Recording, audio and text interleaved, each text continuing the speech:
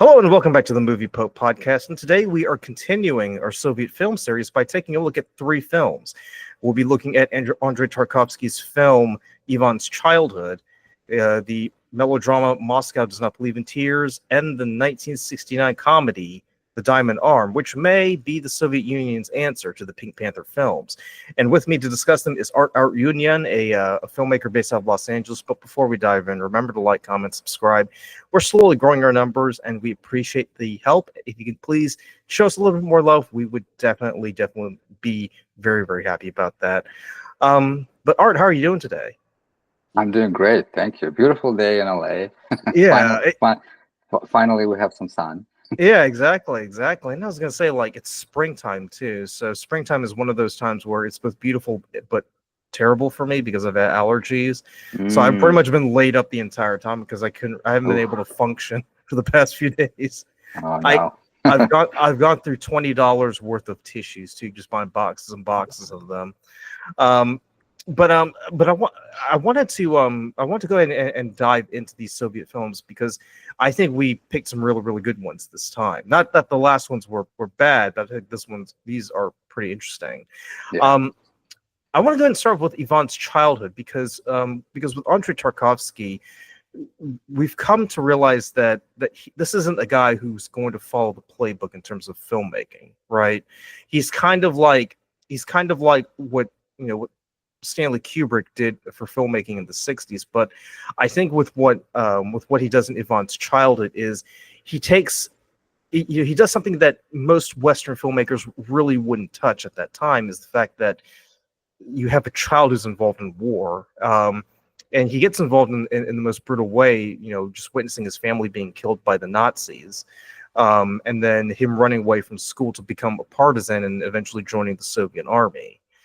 What I really, really found interesting about this film was the fact that, yes, this is Tarkovsky's take on the war film, but there's very little depiction of war itself, really. Yeah.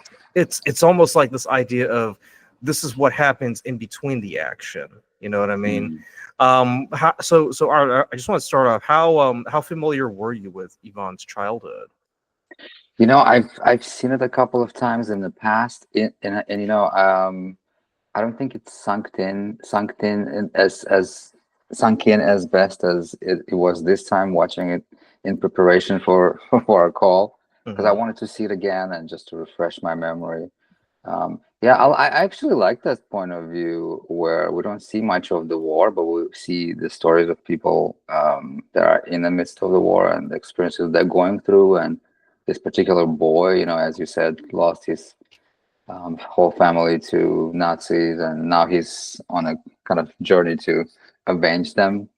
But I mean, but what also makes it striking, because at the very beginning of the film, we see him swimming across a swamp, and he gets picked up by a lieutenant, and it starts off pretty harsh because Ivan and the lieutenant kind of don't get on, and Ivan basically says, "Let me talk to number 51.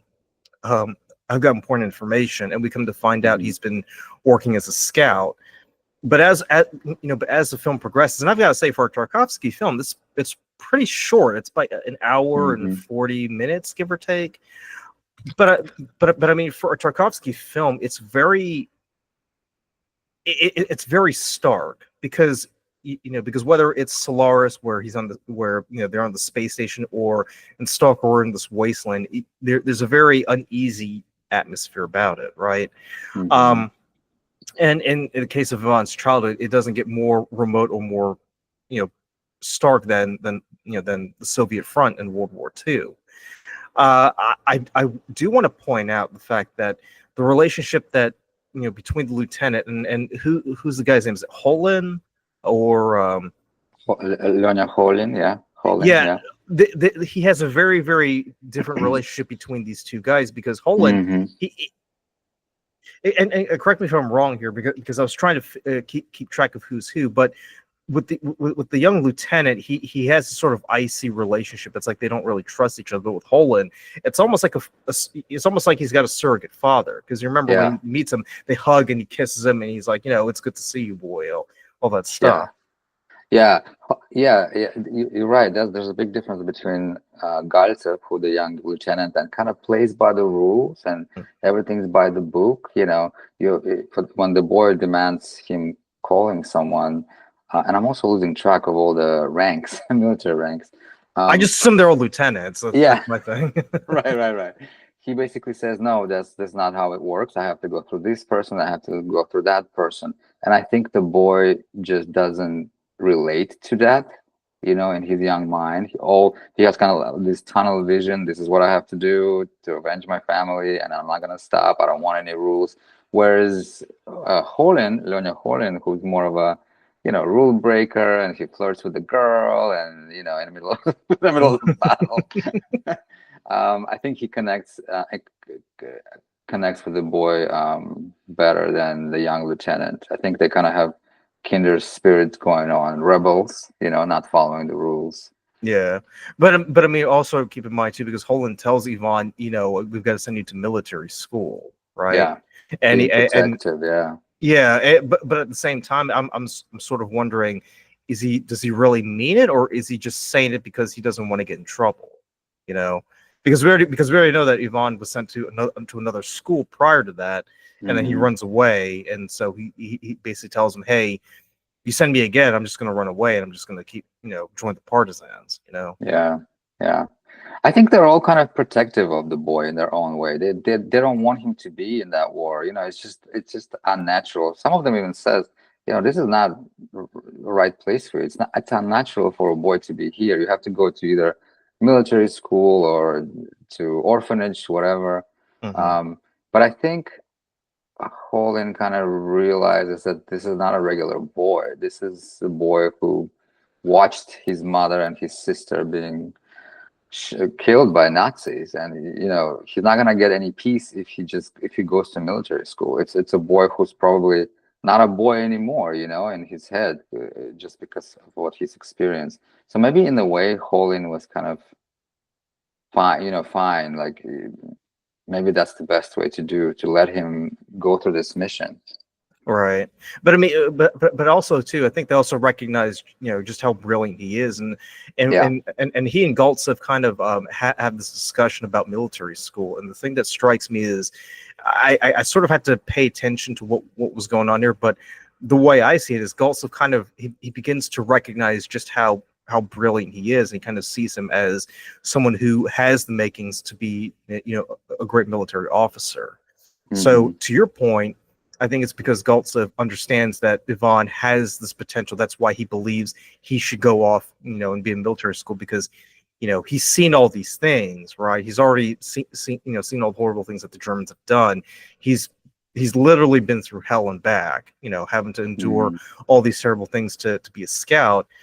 So I think what Galtsev wants is for him to kind of take that raw energy and kind of hone into something so he could become a better soldier, right? He's kind of Right. he and Holland sort of want the same thing for Ivan, but for different reasons. I think Yeah. Holland just does it because he wants to protect him, but at the same time, he also kind of doesn't want to get in trouble for using a boy to do all the stuff. But Yeah. Galtsev kind of feels like, you know, hey, I see potential in you. I think you could be a great, you know, leader someday. Hmm. But, you know, Yeah. but Yvonne kind of says, you know, only useless people sit out in the war, you know. Right. Absolutely. So Yeah. another thing too is because is the fact that unlike, you know, unlike in the other movies where, you know, where we kind of see different shots of different landscapes, it's pretty much set in one place, with the exception, you know, unless you count the flashbacks. It's pretty much set in Mm. that murky world of the front, right? Because Ivan is Yeah. pretty much just like set in the underground headquarters until they make that trip across the river, right? The thing that really strikes me, and I want your input on this too, is that you continues to hear this dripping noise throughout, you know, Mm. throughout those scenes. And and at first I was a bit irritated, but then as I start hearing it more, I'm thinking this is supposed to be discomforting. You're not supposed to feel comfortable in the war film. It's supposed to put you on Mhm. edge, right? Yeah. Because whenever we watch a war movie, we kind of expect, oh, you know, bombs, shells exploding, tanks rolling across, bullets firing. That's par for the course. But a dripping noise is kind of different. Like, Yeah. so what are your thoughts on that? Yeah, I noticed that too, and something about Tarkovsky and dripping noises, because he uses it a lot in Stalker. Everything Hmm. feels like wet and dripping. There's a lot of water in Solaris as well, and other films as well. Like just like this unsettle, like you said, it's a noise that's designed to unsettle us and create that atmosphere of unease and being in trouble and being kind of uncomfortable. um I've noticed that too, yeah. And this film is probably the most linear of Tarkovsky films that I've seen, Yeah, exactly, right? exactly. Yeah. But yeah, you're right, the dripping it just doesn't stop. But that's the thing, because because again, I go back to the idea that Tarkovsky is not a conventional filmmaker. I think Ivan's Hmm. childhood is kind of unconventional for Tarkovsky because he's Yeah. telling the story from beginning to end, and you actually understand what's going on here. Hmm. But with that dripping noise, I think he wants to challenge our notion of what a war film is, because like I said, we tend to think of the mechanical aspect of warfare, but we don't think of like something as natural or mundane as dripping, right? Hmm. Yeah. And it also kind of ties into the idea that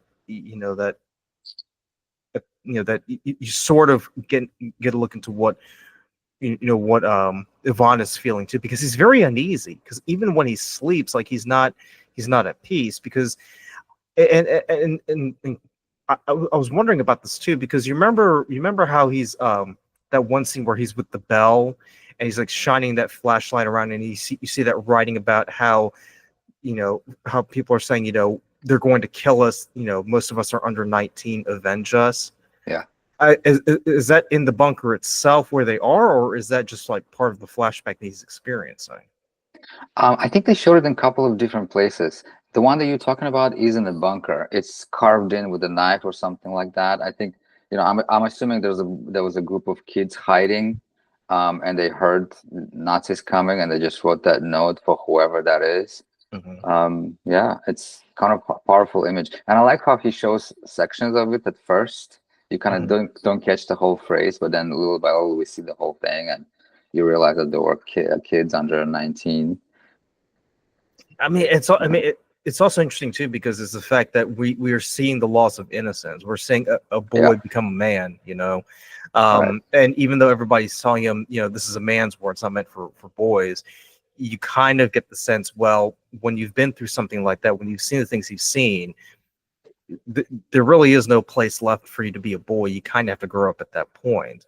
Mm. Um, I will say this: I'm also struck by the fact that when he has his flashbacks too, he you also get the sense that he's not really, he hasn't really changed that much, really. And I say that because even when he's like with his mother or with his sister, or he's playing hide and seek, you kind of get the sense that there's a bit of unease, a bit of foreshadowing, right? Because we know Mm. what's going to Yeah, happen to them. yeah, Um, yeah, and in typical to Tarkovsky's, vision, there's always memory and dreams that he employs.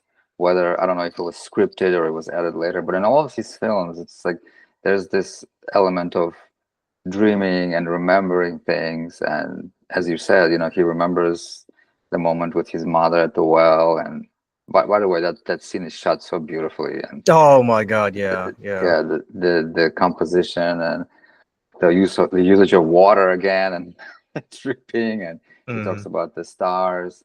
Yeah, I think, as you said, there is a loss of innocence here, but he's still a boy, and he still remembers this thing with the sweet moments with his mother and then his sister as well. And another thing that kind of strikes me is the fact that when they cross the river too, Mhm. because they're taking Yvonne for his next mission, right? Yeah, yeah. And when they cross the river and they basically say, "All right, so do you need me to come with you?" He says, "No," right? Hmm. But and they pass that, and they show it several times, but they pass the two bodies of the two spies that the Germans caught and hanged. Hmm. So so you kind of get the feeling, something might happen to Yvonne, but you also kind of hope we'll be seeing Yvonne again, right? This is Yeah. the end. Yeah. But what strikes me is the fact that we never see him after that. Like, how did you feel like that? Because once he disappears, it's like, that's it. Like, no more Yvonne. Like, what were your thoughts? Did you think maybe we'll see him again, or it'll cut to a next shot of him kind of like running through the woods, or what? Yeah, I always hoped, the kid will survive and, he'll accomplish the mission. But, that's Tarkovsky. he Yeah, doesn't he doesn't follow, he, he the rules necessarily. I was gonna say, because he does that Game of Thrones rule where where any character we like may end up getting killed, right? Yeah. Because near the end of the movie we see the Russians, they've taken over Berlin, and I'll tell you what really strikes me, because he interspersed it with actual footage from from the fall of Berlin too. That's what surprised me. And Goltsov kind of has a conversation with himself. He's talking to Holland, but he's saying, but you're dead now, right? So it kind of goes back to the idea that all the characters that we've come to know and love throughout this movie, they kind of met their end one way or another. And then Goltsov's the only one who survives. And then they go to that bunker where they're going through all like the documents, and they come to find out what happened to Yvonne, right? And I love the fact that they don't really tell us what happened. They don't explicitly say, but it's kind of implied of what happened. What were your thoughts on that? Yeah, they found these folders, and we all know that Nazis were very meticulous and they kept record of everything. And they had these folders of everyone they shot, which, by the way, I've never heard of, or I've never seen anything like this in films, that they kept record of each person. I thought they just kind of bundled everyone and executed them or exterminated people. Well, they're known for their efficiency, so I'd imagine right, they would, there you go. Yeah, exactly. And this is kind of one of those elements, like, oh, they kept the folder on this boy, and it's and the fact that the boy just disappeared and we'll never see him again, I kind of want to talk more about that, because I think Tarkovsky is telling us that's what war is. One wrong step or one bullet and you got it. You disappear. You're not there anymore. There's no sentimentality about it. It's just very kind of honest. This is how it is. This is what war is. It doesn't kind of decipher between a little boy or a grown man. Even if it's a boy, he was an enemy and he was shot, and there he is. He's just a folder now. Yeah, he becomes a statistic, and you kind of feel a sense of unease, but at the same time, it's like, to your point, this is war. This is what happens, right? Because we already know what they did to his mother and his sister, right? So it's like, well, anybody's fair game. So so in the grand scheme of things, Tarkovsky kind of tells us like an honest portrayal of war, right? Because we tend to because when we think of war, we kind of tend to think of it as grown men wearing uniforms just running around and shooting at each other. But we tend to forget that war involves everybody, right? It's not simply the combatants who suffer; it's the people around them. And I think that's what just makes it so tragic too, is the fact that you kind of wonder, did he ever get his revenge? Yeah, exactly. Because the way he ended up, it's like, well, he kind of got it cheated out of the ability to get revenge against the Germans, because he goes throughout the entire movie saying, I will avenge you, Mom, I will avenge you, sister, and that's all he lives for. He lives on hate. But then he ends up being just like you said, a file in a German bunker. No, I was going to say, because the way that Tarkovsky, lays out Yvonne's childhood, it kind of reminds me of a Stanley Kubrick film that he did back in '57 called Paths of Glory, right? So Paths of Glory is set in in World War I, but it's shot in a very similar fashion. Both are black and white, and surprisingly, both of them, they show very little depiction of actual combat. And I'm wondering if Tarkovsky may have looked at Paths of Glory and thought, he thought that might be the impetus for him to shoot Yvonne's childhood, because a lot of what we see in Yvonne's childhood kind of you could sort of extrapolate from Paths of Glory. You know what I mean? Yeah. Yeah, it's possible. Filmmakers are always inspired by each other, and I could see the similarities as well. Because And I mean, yeah, no, I could also see similarities between Solaris and Space Odyssey. well, There's yeah. well, actually, that was the point I was going to make, because he actually did watch Space Odyssey, and decided I can do better than that. Mm. Kind of tell a true version. So I'm wondering if Tarkovsky, because Paths of Glory came out in 57 and Yvonne's Childhood came out in 62.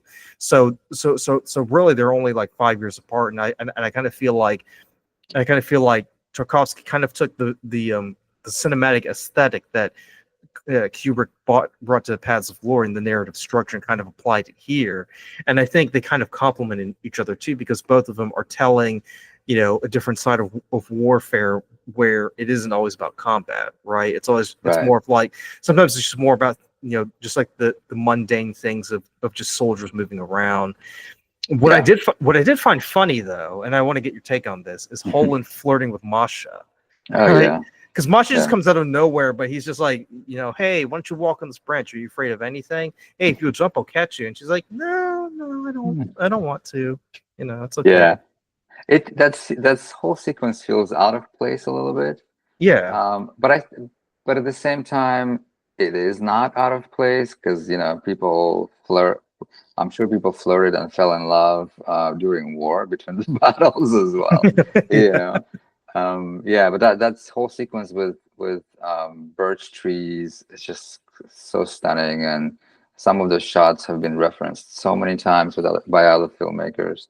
And again, those black and white birch trees create kind of like this nice texture on the screen, and the way he frames the shots, and just the dimension that he sends the characters in. Like you said, she's climbing up, and then she walks down, and then there's like this a grave or a tunnel that was dug, and he helps her across it, and then he grabs her and he kisses her, and her feet dangling. That's very iconic moment.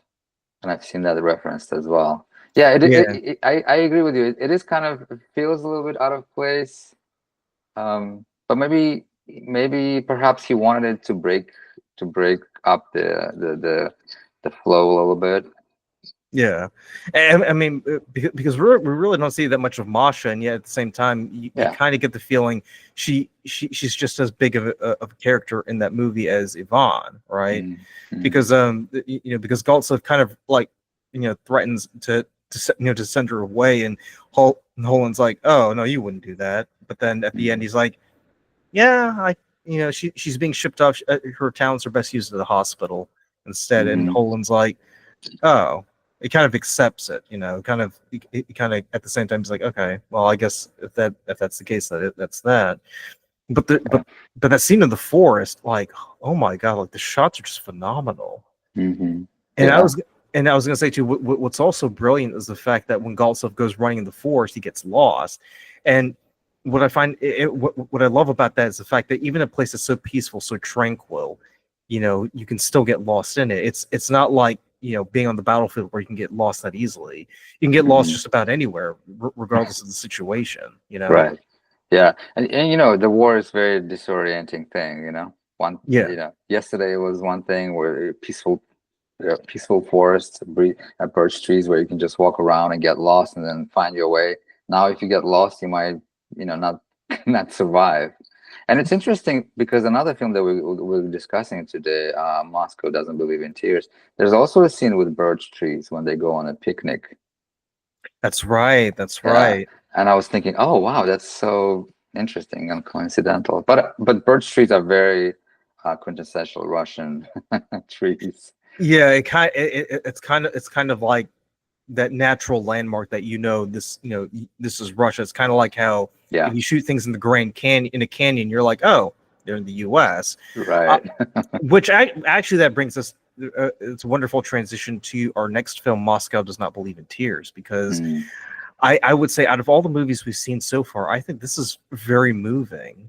I mean, because there's something that's just so, there's something about it that I can't really put my finger on it, but I know that it's just a movie where you kind of feel something, right? And it's one of those films that kind of digs deep inside of you and kind of just grabs hold of you. And it's like, oh wow, these are feelings I haven't felt in like 20 years. But but you know, but the movie starts off with Katerina. She works in a factory, and she's this young girl, and I think it's set in 1958 initially in part one. Yeah. And she's kind of just, you know, she's coming off of this failure to of an exam to get into college, so she just resigns herself to working in the factory, and she's living in a women's dormitory too, and she's living it with two other women. It's funny because it sort of reminds me of The Girls, where Tosia kind of, you know, works in this logging camp, and she kind of finds herself, you know, living in the community with the other workers who are just trying to, who are harboring their own, you know, dreams and aspirations. It's kind of like that. Yeah. But what makes it different? Obviously, what makes it different from, you know, The Girls is the fact that we don't really see a happy ending, not immediately. Right, it kind of it's more of something that kind of unfolds slowly. But what I really love about this movie is the fact that we get to see Katerina kind of, you know, kind of experience, you know, the full gamut of, you know, of being young and trying to, you know, become an adult really quickly, and yet she can't really bring herself to kind of be sad, because when she's sad she does it privately. But then when she's around other people, she's kind of like this like bold, stoic, strong female kind of thing. So I want to go ahead and get your take on that, because the thing about Moscow Does Not Believe in Tears, it kind of drives home the fact that the sort of propagandistic idea that people need to be strong, they can't really show emotion. It's all about putting your best face on in front of the world and just getting on with it, being a productive member of society. You can't have feelings, but yet it kind of, people kind of do on the side. Right. And no wonder that's the lead character, right? That suffers silently and goes to work, and that's it. I want to kind of start from the beginning, what you were saying, mentioning the leaving situation, the dormitory, right? And you compare it to Girls. It's very prevalent to the Soviet culture of those years. There was no such thing as privacy. Yeah, and I was going to ask you that too, because I thought initially that was just something we saw in like the provinces, like in like Siberia or something like that. But this is in Moscow. Yeah. Because first of all, most people couldn't afford their own apartments. You know, so that's why when they see when her friend Ludmila sees the chance to live in an apartment in a high rise for a little bit, she's like, we have to do it. You know, it's like going to an attraction. But yeah, it's you're absolutely. So the lead character Katerina, she's kind of that stereotypical Soviet person, Soviet woman who does her best, and she's very honest, and she could have found somebody to make a couple of calls, and because of the 2 points that she was missing to enter the university, she could have found ways. Probably her friend Ludmila, who's more resourceful and ambitious, could have helped her. But she's this stereotype of this honest, hardworking, or work at the factory, the most difficult job she could have found in Moscow. She took for some reason, like thinking back, like she could have worked at the store and made just as much money, or the bakery. Yeah, exactly, right, because Ludmila works at the bakery. Yeah, absolutely, and I have to say, Moscow Doesn't Believe in Tears kind of influenced the way I write female characters. Not 100%, but there's certain characteristic that I'm kind of inspired from this film to how I write female characters. And there are 3 different ones, right? Three different friends with different tempers and personalities. Yeah, and they each go off on their different path. So I do want to go back to that. So when you're watching a movie like Moscow Doesn't Believe in Tears, and you look at these 3 female characters, would you say that there's one character that you kind of gravitate more towards, or you have an affinity towards, or do you kind of like pick aspects of each of these characters to kind of create your own female character? How does that work with you? Yeah, I definitely pick aspects. I would say I gravitate more towards Ludmila, who's Really? provides more comedy, Okay. and she feel maybe because the times are different now, Right. but I think the honesty and the earnest way she approaches life, and she doesn't want to lie. She wants to be honest. Is Katerina obviously is that type, if you want that character. But I think Ludmila for me was someone who always told the truth, and she kind of said, "This is how the world is. Why are we being so naive? And why are you trying so hard? That's not how it works." Yeah.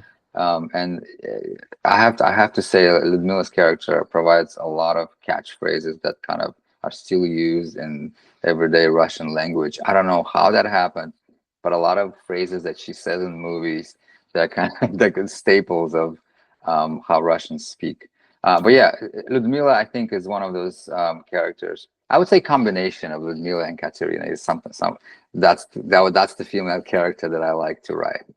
Well, that's the thing, because as I was watching the movie, I kind of get the sense that Ludmila was very much in it for herself. Like, she sees an opportunity and she takes it. What I thought was funny was how she was telling Katerina how she'll go to the library and just hang out and just like see if she can pick up like a scientist or a doctor of philosophy. Right.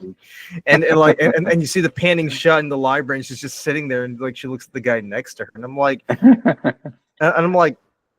really? Like, okay, like you do you, girl. But I just find that very peculiar, because she's someone who really I'll say this.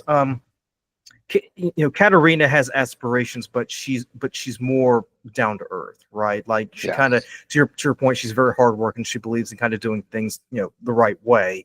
Ludmila, she basically wants to get to the same point as Katerina, but she kind of wants to win the lottery. She wants to win the lottery. Right. She kind of wants to jump. She wants to jump the queue, basically, because she talks about. I think she talks about she wants to like marry someone who's big, like a general or something like that. Right. What I also find pretty interesting too, because the whole sequence of events kind of kicks off with Ludmila kind of inviting herself to house sit with Katerina while her aunt and uncle are away. Right. And they decide to host a party, and they invite like all these big wigs to like come and have dinner.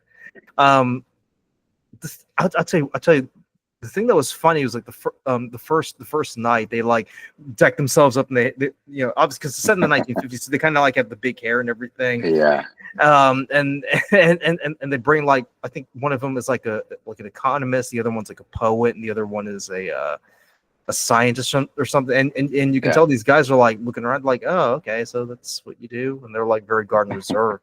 And they had that dinner party, and the poet guy is basically saying, oh, have you ever heard of this guy? And everyone's like, no. It's like, oh, he's a very famous guy, he's up and coming, you can't believe it. How about this guy? Have you ever heard of him? No. Oh, well, he's very famous too, like he's going to be well-known, the well-known poet everywhere. And you kind of get the sense like everybody has like these dreams, aspirations, and they feel like they're going to make it, but but when it comes to to reality, everyone's like, yeah, like it's not really the case. So so what were your thoughts on the whole apartment situation when Ludmila and Katerina kind of do this sort of two single girls living in this fancy apartment situation?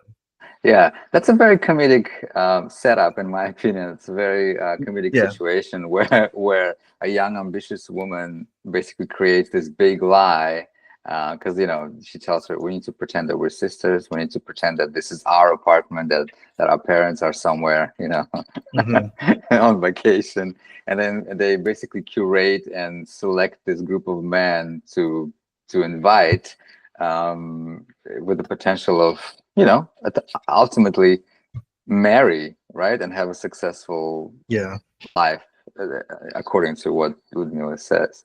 And it's I found it really funny that when the men were introducing themselves, they were saying the name and then their job, their position. And I Yeah. honestly have never experienced that living in Soviet Union. So I think that was the way of the writers and directors to present this characters, this man, as that's what they lead with. Whole that's their whole personality. A Yeah. scientist or a poet. Yeah, the poet was a very like sort of snobbish and young and idealistic and a little bit risque. I would say for that time in Soviet Union, because he was kind of referencing poets that were a little bit questioning the system, Yeah. which is interesting. The film wasn't made in 1979, so maybe it was a little bit free. They had a little bit more freedom to express this kind of ideas. I think that kind of poet character probably wouldn't pass in the 60s and the 50s, Yeah. and especially with long hair. Well, um, another thing I was gonna ask you too, because as I was watching that scene, that I think it's the economist guy. He like pulls out a bunch of stuff from his briefcase, like cans of yeah, crab and stuff. yeah, Can you talk about that kind of stuff? Because I always thought there really wasn't much going on in terms of the food, the food scene. But contrary to that, it's everywhere you go, like whether in the countryside or in the city, there's like a lot of food. So it's like how important was food in that film, because it just seems to be everywhere. yeah. It's so ironic because everyone at that time cooked, because restaurant culture was not as big as it is here. Like, oh, let's go out. It just most people couldn't afford it, so they all were forced to be good cooks. So those young women, they could have just cooked something really good. But I Hmm. think that the package, the cans, that there's rarity and exoticism in it, and Okay. not everyone had access to it, which is ironic, right? Because now we all know that if you want to eat healthier and live longer, you cook Mhm. something. You don't eat something out of the can. Yeah.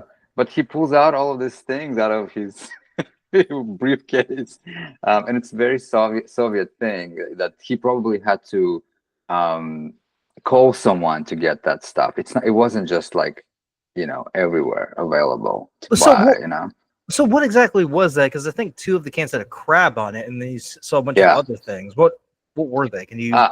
It's probably like fermented fish, like canned fish, like Okay. salted fish that they usually eat with drinks. And Okay. do you remember the scene at the end where he smashes the dry fish against the table when Yes. he Yes. finds him? So the smoked fish, smoked or fermented fish is something that has a strong taste to it, and it's good with beer, but vodka as well. So Yeah. that's what it was. Like it was like a sardines, probably from Latvia. You know, the crab, as you said. Yeah. So it's one of those, like, you don't eat that stuff every day, but it was kind of like something you brought to people because they didn't have access to it. I imagine it's a rarity because of where it comes from, right? Yeah. So if it's like crab from, I don't know, Kazakhstan, it's probably going to be exotic because it's so hard to get, or fish from Latvia because it's so far away. You know what I mean? Yeah, yeah. And there was a scene later in the film where he says, where he with her lover gives her a plate of apples, and he says from the south. So you're right. It's kind of like Moscow is it's a big city, but everything comes from somewhere, you know? Right, right. It's not actually coming from Moscow itself. I actually have a funny story. When I was about 16, my mom, my sister, and my aunts, we took a train trip from where I was in Uzbekistan to Mhm. Moscow. It took us, I think, 4 or 5 days on the train. Yeah. And I remember my aunt brought these giant watermelons that are native to Uzbekistan, where we were. She Hmm. brought like few of them with her, and I was like, "Why? Why? We're not going to see anyone. Why are you taking them?" She said, "Don't worry. As soon as we arrive in Moscow, people will be like asking us to sell that to them, so we can make a few bucks." Sure enough, as soon as we arrived at the train station in Moscow, people were just approaching us. can I buy that from you? And these were giant, like Yeah, yeah. sweet honey melons, and yeah, and she just right there sold them to random people. It's just not available because of the climate in Moscow. You know, Yeah. it's cold. A lot of things are considered being exotic. So did she sell the whole thing, or was she offering to sell them, by the slice? No, no, no, no, no. They were like in this kind of case with like a ham kind of made case, and she just sold Okay. them. Yeah, no, she was not selling them by slice. No, no, no, no, Uh, no. okay. Yeah, Okay. people were just. I swear, as soon as she stepped out with this, people were just like, "Oh, a melon." You know, it's like a it's something very like exotic. Like I don't know what's exotic in the States. I don't know, passion fruit maybe. You know, those Yeah. expensive. Yeah, that's exactly the same thing, you know, and just right then and there, they pull out the money from their wallet and thank you, bye. That's I remember. I so remember funny. watching. I remember watching the commentary for Amadeus because they shot that movie in Prague at that time. Mm, You remember the movie Amadeus, yeah, Milos Forman, and yeah. one of the actors, he brought like a pineapple, right? And Mm, everybody was like, "Is that canned pineapple?" Like, no, it's fresh pineapple. And the Czechs were like, "Oh my goodness!" Like word just spread throughout the yeah. state that this guy had fresh pineapples. That's what it made me think. Oh, yeah, yeah. Pineapples, bananas, I remember. It was very exotic. Yeah. Um, so, so yeah. I mean, besides food being such a central role in the movie, what I also find very very interesting is that Katerina kind of kind of like Yvonne, she kind of gets thrust into into this adult scenario where she finds out she's pregnant, right? Hmm. Because she has this thing with a cameraman named Rudolph, who later changes his name to Rodion, but the fact that she finds herself in a situation where she has to have this baby, right? And you just feel for her because she's all alone, and it also made me angry too because then that's the reason why I was surprised that you said Ludmilla was your favorite, because I felt like Hmm. Ludmilla was kind of responsible for this whole thing, right? Yeah.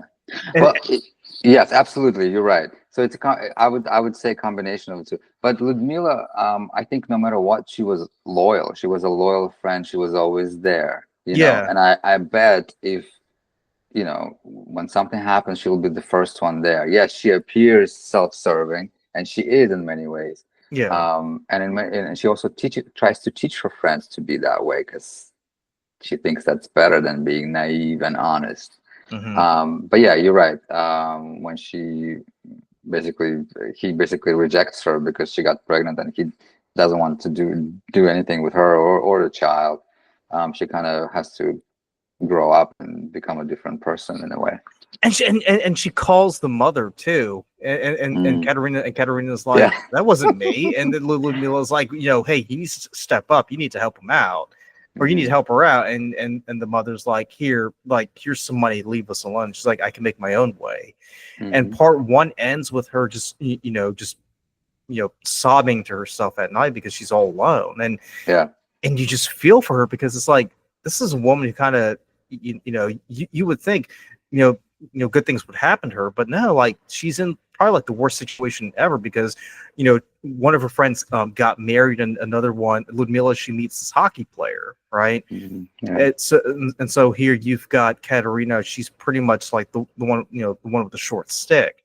Yeah.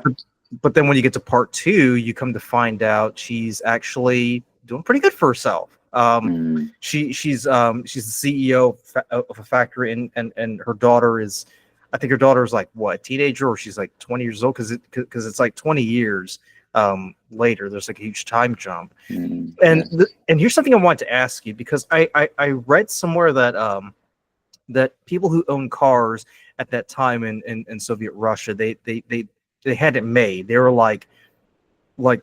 they were seen as like, like, I guess, the nouveau riche, right? Now it's kind of different here in the U.S. because, like, because even in the 60s and 70s, regardless of your status, everybody had a car, whether you Yeah. were a factory worker or a CEO or a housewife. So how common or uncommon was it for people, let alone a woman, to kind of have their own vehicle and just drive around whenever they wanted to? Yeah, good point. It is very uncommon. Just to give you an example, we lived huge apartment complex, uh, maybe 200-300 people in that building. Hmm. And my dad had a car. It was a Soviet-made car, older Soviet-made car, and there was another person that had a car. So you could say that, it's very rare, and it's a luxury. This is Absolutely. out of 300 people, right, Yeah, living there. exactly. Yeah. Okay. Whereas not right now, I live in East LA, and there's no place to park. People have households have like 5-6 cars per home. Yeah, so absolutely, you're right. Your car, especially a woman driving, it was kind of a rarity. So she's made it. Yeah, because it, definitely. because even in a society that's supposed to preach egalitarianism, like in communist Russia, where men and women are equal, and Yeah, they're all vital members of the workforce, and to see a woman driving around in a car without a man in there, I would imagine that's very, people will probably do a double take and be like, well, what the heck is that, you yeah. know She must have a great job, a great position for sure. Yeah, and and we see what her life is like, because even though she's doing pretty good for herself, she's still really sad, because she's very lonely, hmm, because she picks up a friend of hers, and you come to find out he's married, but his yeah, wife and his daughter are away, and so they're kind of having a little thing going on here. yeah. But she also goes to a I guess, what would you call it, because they call it like a friendship club or something, but Oh, like a dating kind of yeah. club. Oh, Yes. and I recognize the actress Yeah. too, because she was in Office Romance. She was the secretary. Yes. Um, I mean, was that something that was common too, or was that more accessible to people of means back then? I don't think it was very common. I think in those days, kind of like here, people just met through their social circles or through their jobs. But she says something interesting to her, that in Moscow, there's 5 single women for 1 single man. So Yeah, and that's what I found so interesting too, because I'm like, I thought it would be kind of different. Like, I thought it would be very easy for someone to kind of find another person to kind of hook up. right, right, right, right. But that difference in the numbers it has the effect on how people date, and it affects the success of your finding someone. So, and I believe that was probably the case. I don't think that came out of nowhere. I think that was based in reality, that there were far more women than men for some reason. Yeah, and I think it's because I would imagine it's because of what happened in World War II, where Yeah, a lot of men have been killed. So you kind of have that sort of disparate numbers in the sex ratio, where you had yeah. more women than men, because most of the men have been wiped out. So I imagine it's the 70s, so it's like a generation has passed. They're still trying to fix that Catch imbalance, up. Yeah, trying to catch up. You are absolutely right. Yeah. But what's interesting too, because we also find out Ludmila kind of, she went into this relationship thinking she's had it made, because Mm, she's marrying like this famous hockey star, and you come to yeah. find out, yeah, so I think things aren't actually going so Mm, good. So right. Ludmila's your girl. What are your thoughts on what happens after that? It's pretty tragic, right? And I think in my writing, I gravitate towards having some tragedy, so I could kind of find my way Hmm. out of it through writing it. Um, but I like it. I like that it was that she had to suffer and had to learn that, perhaps hoping for that shortcut and hoping to win the lottery is not realistic. Um, but in a way, she still stays the same, right? Because later she kind of flirts with this general who turns out to be married. That's a funny scene. Yeah. Um, yeah, Uh, and what I also find interesting too is the fact that I think, out of all the characters, I think she probably has the least unfulfilling life. You know what I mean? mm, Because at least with Katerina, she has a child, right? So she has someone to mm, love, and then and then the other friend, she has a loving husband, and she's got 3 teenage boys, yeah, and they're making something out of their life, because Katerina, she's like we said, she's doing pretty well. She's got a great job, she's got a car, everything. Ludmila, to your point, I feel like Ludmilla, because she kind of I guess, cheat her way, in the Yeah. system to kind of get to what she wants. She ends up with nothing, right? Yeah. But Right. what I also find kind of interesting about her, because as much as I feel a bit of dislike for Ludmilla, because I feel like she was responsible for what happened to Katerina, at the same time, she still finds the need to put on this brave face, because Yeah. because remember that scene where they're in the country, and she's talking about this, like, the special cream, right? And she Yeah. and she and Katarina's like, well, what's it made from? And she whispers in her ear, and they start laughing. It's like she hasn't lost it at all. She's still that same girl. It's just Yeah. it kind of gets buried deep from all of the sadness that she's had to deal with over the past 20 years. Yeah, definitely. She's gained some wisdom, she probably suffered through her marriage to an alcoholic, she's probably seen some stuff, and she supported him, and that's her. But what I like about her, that she maintained her optimism, and Yeah, she's still lively. She's still curious about the world. Yeah, how does she know that there's the cream that's being made out of whatever whatever she whispers to her? I can only assume. yeah, you exactly, know. exactly. So she's to me, she's the most she's the worldly one out of the three. You know, she looks at the new things. She's curious about the world. She learns new things. Yes, she failed. Yes, she's suffering. But I just like that she's very lively, and she has that her she has that power of keep going, and she puts on a nice dress. She's still the best dressed out of three of them. I don't know how she does it with less money, but I kind of relate to that. She's very resourceful. She's very childlike, also. Like, I Yeah. would say, out of all of Yeah. them, she still has that child. Because a lot of people say, when you get older, you kind of lose that childlike wonder, that imagination, that innocence. I think with Mm, Ludmilla, she kind of retains it, right? yeah. But And that's a very attractive quality to me yeah, personally. And imagine those two, if they were one person, Katerina and Ludmila, how much they would have achieved. Well, having Ludmila's kind of curiosity and resourcefulness and breaking the rules, and imagination, I should say, and right. Katerina's hard work and intelligence. If that was just one person, that would be, someone to reckon with. I mean, she wouldn't be the CEO of a factory, that's for sure. But then you have to wonder, like, would she have a far more happier life, right? Because Mm, both of these women are living very, very unhappy lives. mhm. um and but for Katerina, I feel like with her, like, she begins to sort of get the fulfillment that she wants when she meets Gosha, right? And they just meet randomly on Mm, a train, and he's yeah. carrying that big Samarov, and he's just like sets it down.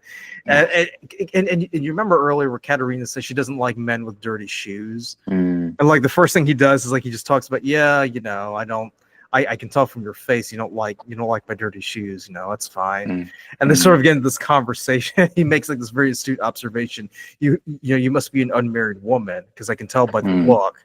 Yeah. What did you think of Gosha? The way that he's introduced, and the way that he kind of works his way into her life.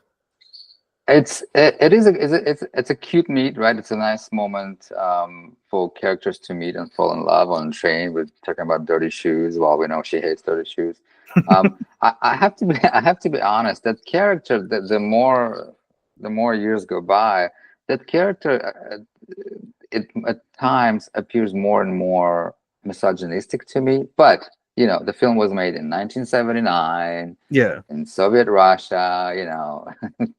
They kind of maintain the stereotypes, but just the things that he says early in the first meeting, that how he thinks she's unmarried. Why is that so important? For him to bring up in the first minute of the meeting, and then also later that he has an issue of her having a better job than him and making more money than him, and yeah. it kind of breaks them up because of that. In my opinion, I do find it a little problematic, but I'm trying to to look past it, and then just kind of remember that the film is made in the 70s, and Soviet Union. And but I do like how he is very charming, right? And he's very kind to her, and He kind of a little too forceful, in my opinion. Just if I'm looking at it through just strictly through a point of view of an audience member, a little too forceful, a little too invasive. Yeah, and I was going to ask you about that because you remember that one scene. I think it's after he helps Alexandra's boyfriend in that fight, right? Yeah. Where Katerina kind of just tells him, "Hey, you know, this is something that you shouldn't do because you're setting a bad example." He Mhm. basically says, "I'm the man of the house, and I set the Right. rules here." And I'm sitting there, I'm like, "Isn't this Katerina's place? Like, you're just a guest Yeah. here, you know?" Right. It's a very old-fashioned concept that, Well, is it, but well, sorry to interrupt, but yeah, yeah, was that a very common attitude yeah, back in the day? Like yeah, men would yeah, just go in and just impose their rule. yeah. It was kind of like given that men are the leader of the household. Um, that's certainly how it was in my house. Although um, my family probably is not the perfect example. But you're right. That was the thing that the men take charge, kind of member of the family, and the woman kind of has to be a little bit more on obedient side. Never mind that she's a CEO of a giant factory and that she manages what 3,000 people or something like that. Yeah, it's a very big factory, and Yeah. and I was gonna say because I remember watching an episode of that '70s show, right? And Mm, there was an episode where the lead character gets a lower score on his SATs than his girlfriend. So he decides to retake the test again, and his plan is to get a much higher score than she does. And when she finds out, he basically says, "I'm the man, and the man is the man, and I just have to do better than you." So yeah. I don't think it's necessarily like an American or Russian thing. It's Right. just more of like this is what it was back then, Yeah. right? Yeah. Um, and see, so here's my thing. What I thought was the reason why they broke up, because you said it was the fact that she made more than him. I thought it was because Rudolph shows up again in her life, and she didn't tell Gosha about Rudolph, and I felt like I thought that might be the reason why he kind of went off the way that he did, because he thought she lied to him about that. Do you think Yeah. that's the case, or do you think it's kind of like a combination? It's a combination that she hid the fact that she was the CEO of a giant factory, um, which is surprising because they've been hanging out and he never asked her where she works, and maybe they just didn't bother to show it to us. But I think it was a combination of all these secrets that she never told Yeah, yeah. him. I mean, another thing too is the fact that Rudolph just shows up out of nowhere, and then he's like, "I Yeah. want to see my daughter," and then she kind of like goes off on him too, and I'm like, and as quickly as he shows up, he kind of disappears. And I'm like, what exactly did he want? Did he really want to see his daughter, or did he just want to like screw with her and get revenge on Mm, her? You know what I I mean? know. Yeah, yeah. If I want to be cynical, I would say just because she holds this position now, and maybe he somehow can benefit from this. But if I'm, maybe he grew up. I mean, maybe he did say that he's alone. He doesn't have any friends, has Yeah, no family, and this is his chance of kind of having a family, having a daughter. Um, so perhaps it's a combination of both. yeah. You know? But I love. I will say this: I did enjoy the way that the movie ended, because the husband goes to find Ghosh after he runs off, and they have this sort of drinking thing. Because Yeah. remember when the women, they walk in, he's like in his undershirt, and he's like, "Oh, go away, we're working something out." And then Right. when Gosha comes back, well, first of all, he's wearing a suit and tie, which is kind of strange, Right. because I could never imagine him in a suit and tie. But he sits down and he starts eating, and Katerina just tells him, "You're the one I've been looking for all my life." Mm, So as much as you want to say Gosha might be a bit too much for some people, I kind of feel like at the same time she's kind of the person who compliments him the best. You know what I mean?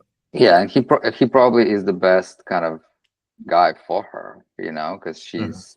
she kind of controls everything in her life. Maybe she needs a partner that's more take charge, um, in the rest of the life. So another thing I want to ask you too, because Katerina is very much the strong, self-made woman. She kind of works her way up, through the ranks to get to where she is. Mhm.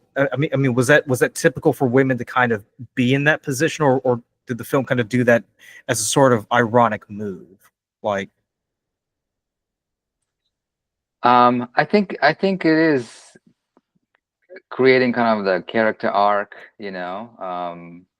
you can't have it all. You can work your ass off, but still kind of miss out on certain things, because otherwise the movie is not going to be relatable, in my opinion. And mhm, yeah, but I feel like the as a filmmaker, the more I write, the more I develop characters, the more I develop material. I'm kind of trying to step away from the fact that women, especially, I mean, they're kind of taking over a little bit, recently. mhm.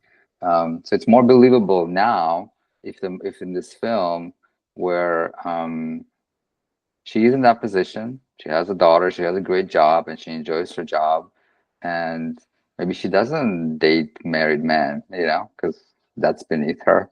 Yeah, Um, but she's also not kind of jumping into the arms of this guy who just showed up 2 days ago either. right, right. you know but Um, that's the whole film has that nostalgic tone to it, in my opinion. Like, that's a kind of nostalgic ode to Moscow and that Soviet lifestyle at the time.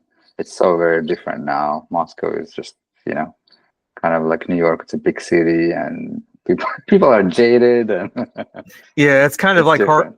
it's kind of like harkening back to a much simpler time. Yep, definitely. So And that's speak. why and Yeah, that go ahead. sorry and that's why people keep coming back to this film.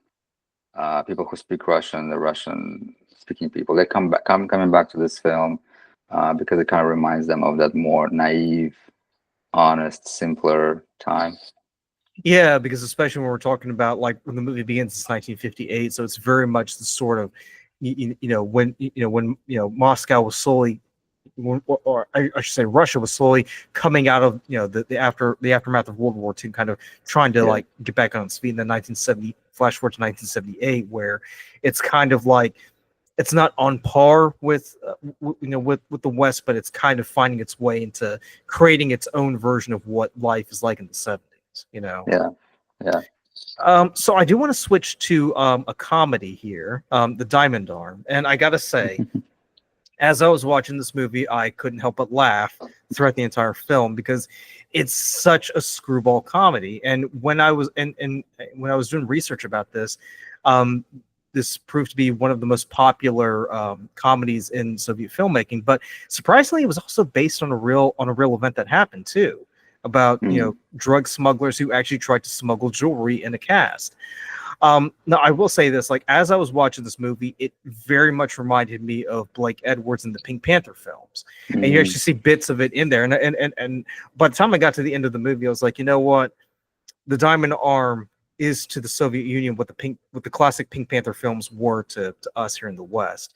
And you mentioned a while back that the Diamond Arm is one of your favorite movies. Can you talk about what was it about this movie that you really love and what you Mm. enjoyed about this?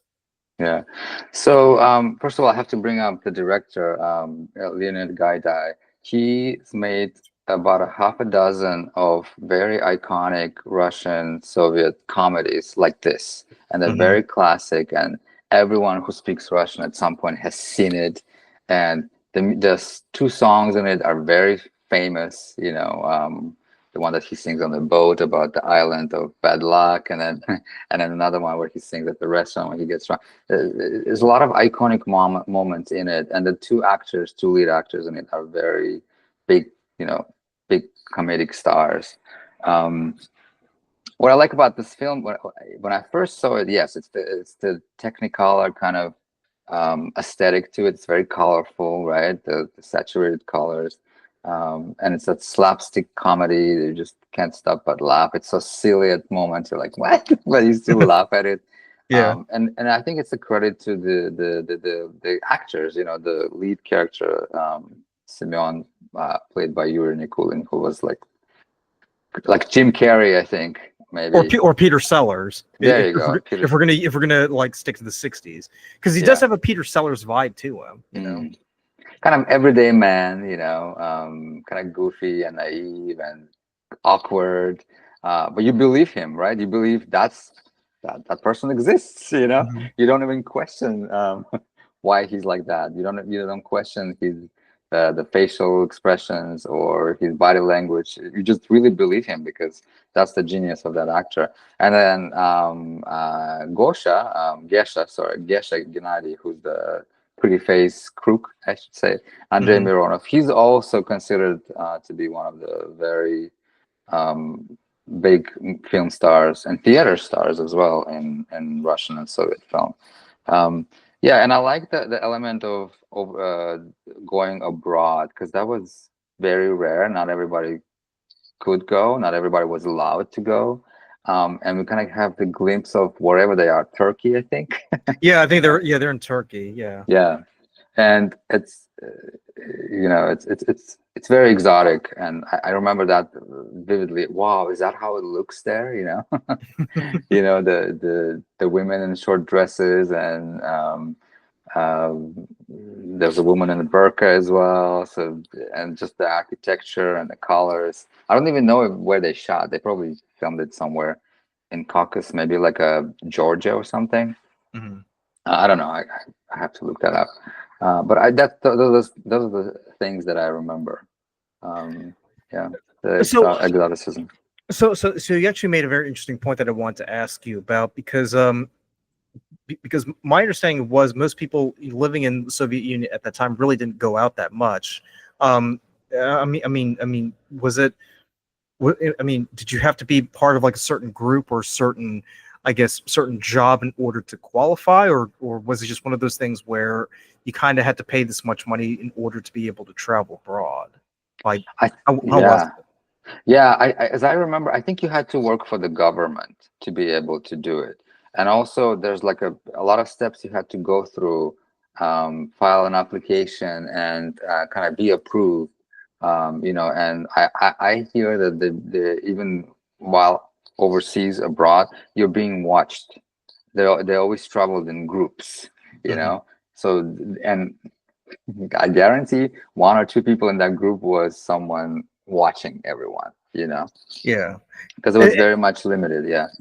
Okay, and so as a follow-up, I mean, did it depend on where you were allowed to travel, or could you travel anywhere? Because you remember in Office Romance, you know that one guy said he went to Switzerland, right? Right. So was it one of those things where you know, if you do travel abroad and if you can afford it, you can travel to these places here that's been pre-approved by the government? Like, was that a thing, or I'm what? pretty sure. Yeah, I can't think of anyone who traveled to the States. You know. Yeah. I know people. I know for Moscow Doesn't Believe in Tears, they won an Oscar, and I think that was an exception where the director, I think, traveled to receive his Oscar for Best Foreign Film. Cannes Film Festival also, you know, you had to have a damn good reason and had to be approved to travel. I remember, like in the early '80s, there was a complete kind of shutdown for some reason. I don't know why. But nobody could leave. Like these big Hollywood stars, big film stars and big pop music stars couldn't travel anywhere. So they kind of controlled all of that. So yeah, so I think he works as an accountant or something for some government, something like that. So I think he kind of earned it. Right. He kind of earned the right to go to Turkey. So Semya like goes off to Turkey, and in the background you've got these two guys, Gesha and the big what we call him, you know, he's like a big Belarusian guy. They're basically part of some scheme to like smuggle jewelry. Yeah. And the catchphrase, which I thought was really funny, was "damn melon," right? Yeah. So they go off to Turkey, and you know, Gesha kind of befriends Semya, and in the process, as they're walking around as part of the tour group, you know, Semya accidentally slips on the melon, lands on his back, and he injures his arm. And he's like, "Damn melon!" And the two Turks are like, "Oh, okay, He knows the catchphrase. This is Russo. This is the guy we need to talk to. The code word, yeah. Yeah, and that's what kicks off this whole escapade, is the fact that Geshe realizes that the guy that he's been befriending is now the unwitting carrier of, of the jewels and the coins in that cast. What I also find funny is the fact that Semya, he just like Katerina, he plays this very honest, hardworking Soviet citizen. He tells the captain's like, well, I mean, we'll keep an eye on it, but I mean, just play along for the time being.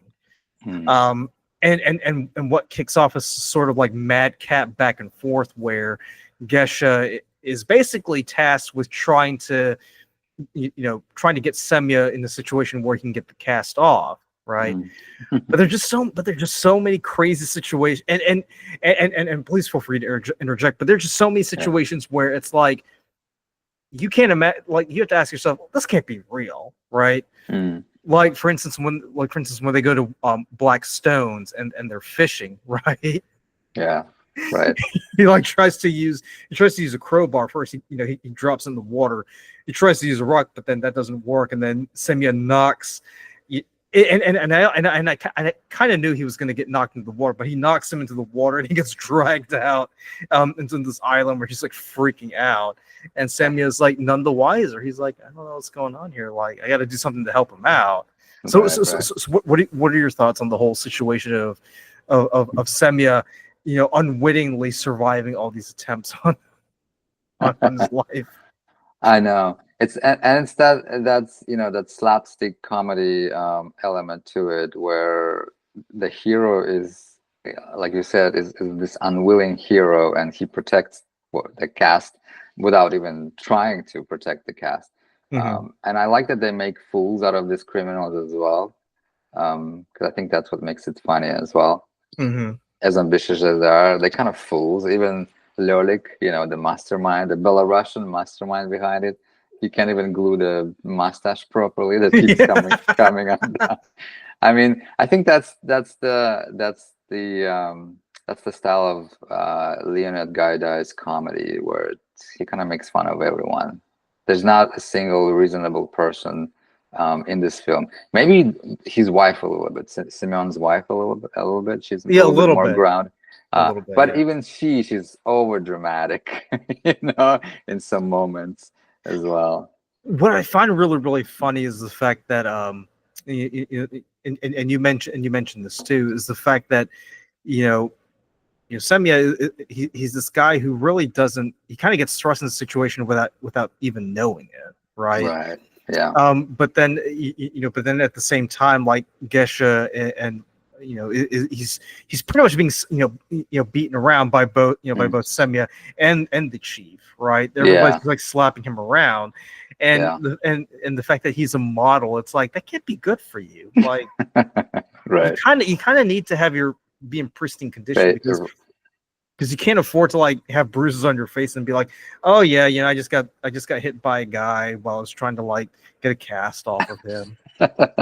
Yeah, he even tells Lyolik that not the face, please, and he says, okay, I'm not gonna hit hard, but I'm gonna hit precisely, something like that.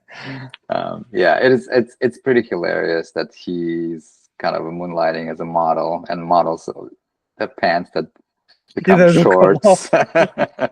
It's such an iconic moment, and people are still quoting that line. And the pants are becoming, and the pants are becoming, and yeah.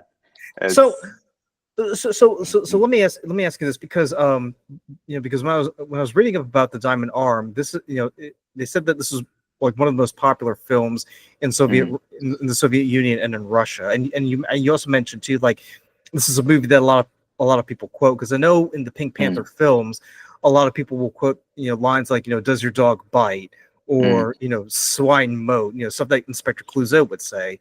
Yeah. Are there any particular lines from the movie that people like to quote in everyday life, or any lines that you remember hearing from the movie that either you or your friends have quoted to one another? 100%, especially from those two songs that I mentioned.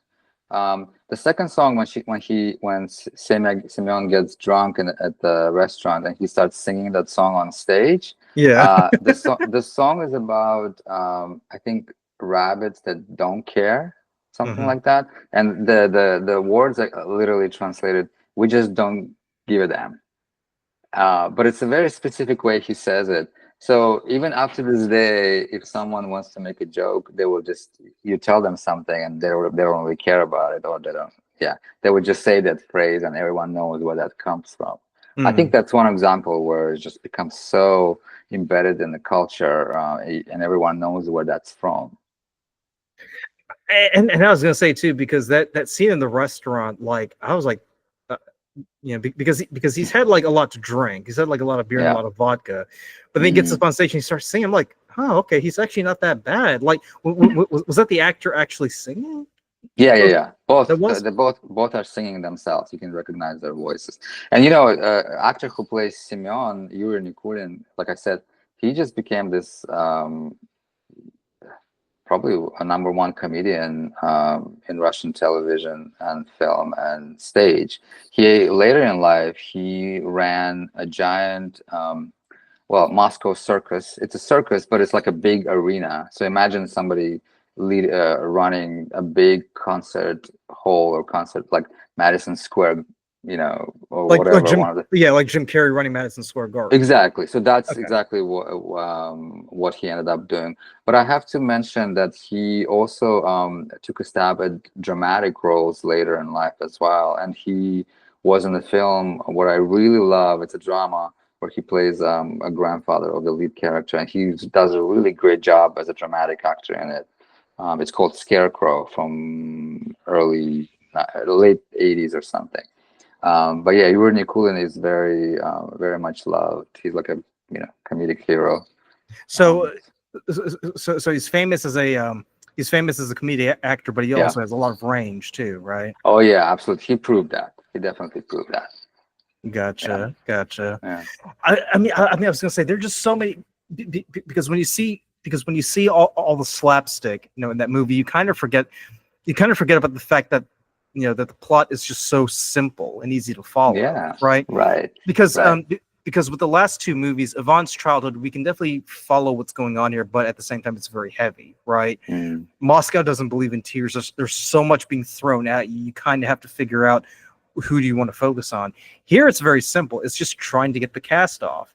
And Right. and these two criminals, they just can't do it. Like, Mm. and you think it's a very simple process too, but I mentioned the fishing incident where where Gesha ends up getting dragged into the middle of the island. And he's freaking out, and he's like, "Somebody help me!" And then a boy just walks up and is like, "Hey, what are you doing?" And he comes to realize, oh, the water's actually not that deep. Yeah. And what was actually funny was that because you remember when Samuel pulls the line, like he ends up pulling the what was his name? Lolik. Lolik. Lolic's trunks off. Trunks So it off. looks Yeah. so it looks just swimming butt naked in the water. I know. I forgot about it completely about that moment until I watched it the day before yesterday. I was like, I don't even remember that. But yeah, that's fine. And then he's and then Gesha's using it as like a flag to kind of like signal Right. for help. But the other incident that I thought was really funny was when is when they bring in that lady to try to Mhm. help out.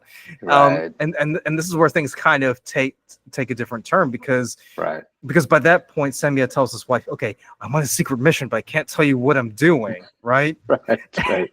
And the funniest scene was when he tells her, "Hey, I have to go meet someone at the Hotel Atlantic," and she takes the tin from the shelf and she opens it and takes up the gun. A gun. Right. He almost forgot to take it with him. I mean, right. I just love the fact that they put in that. Yeah, that's a devoted wife to you, right?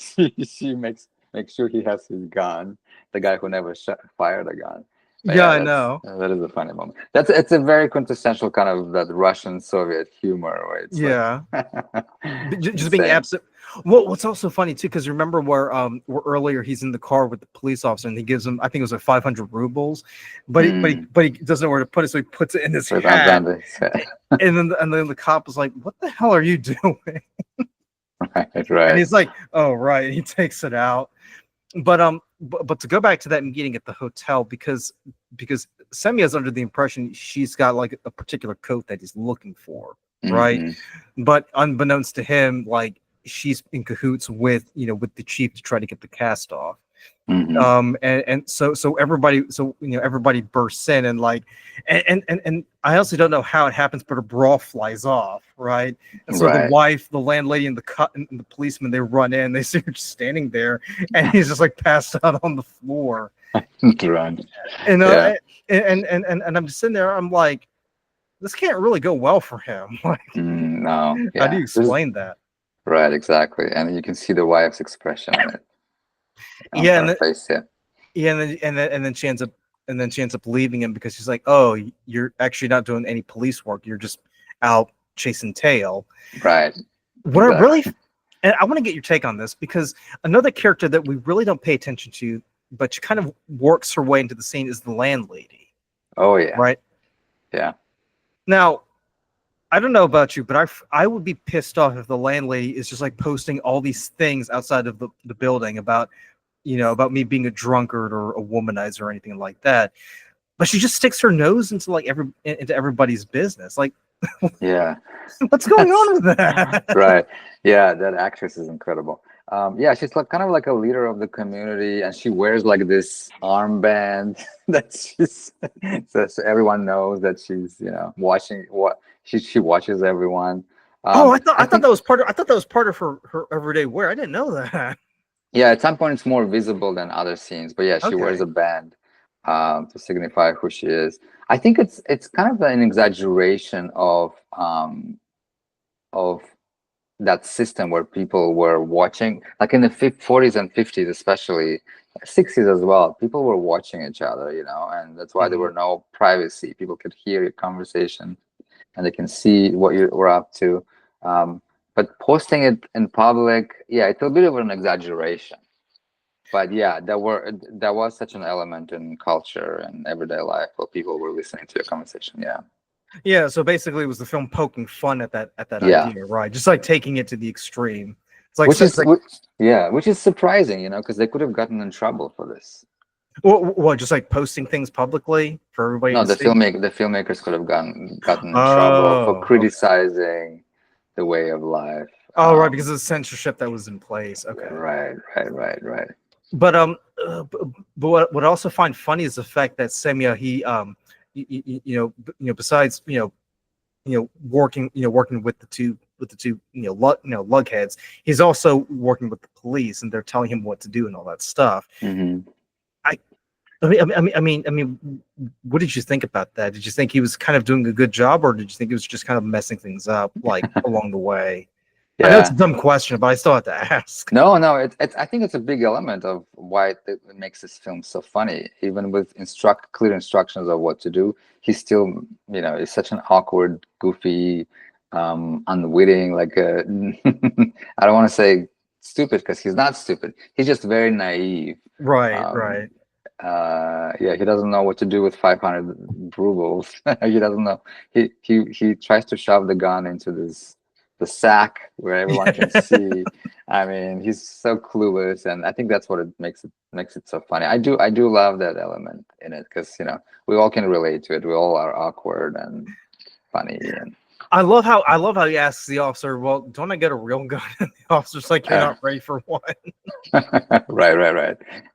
But so at the conclusion of the film, he ends up being kidnapped by um by the Belarusian guy, and he's Yeah, taken to a garage where they get into like sort of exaggerated fight, and if you think things couldn't get more exaggerated, when he locks him behind the bars, he just literally takes the bars and begins right, to bend it. And I'm like, that's very typical of what you would see in the '60s, both all East right, and West.